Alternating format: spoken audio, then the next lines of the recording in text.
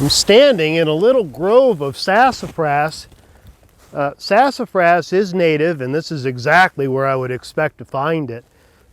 Roadside or abandoned field. It's especially common on edges. Most people don't realize sassafras gets to be a decent sized tree. We'll say small to medium sized tree. I've seen sassafras that big in diameter.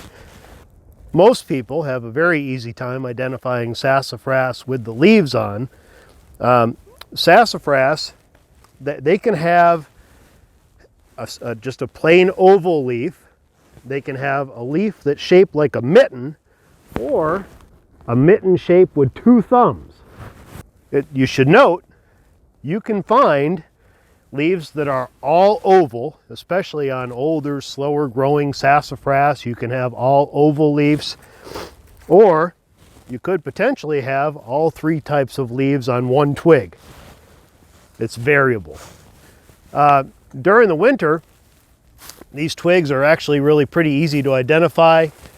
They are usually green, we'll say maybe reddish brown to green.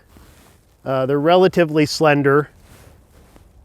And the giveaway on a sassafras twig is, even on a dead twig like this, if we pick a twig and we break it up and smell it, the twigs smell exactly like Fruit Loops.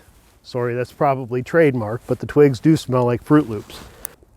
They are one of the early flowering trees in the spring.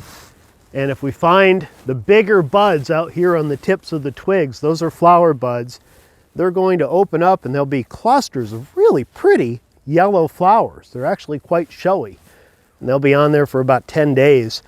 Very attractive flowers, and they will ripen up into blue-black fruits that are supported on, they almost look like egg cups, on red stems. So it's a red stem egg cup with a blue-black fruit on the end of that. The fruits can be, we'll say, half-inch long blue-black fruits.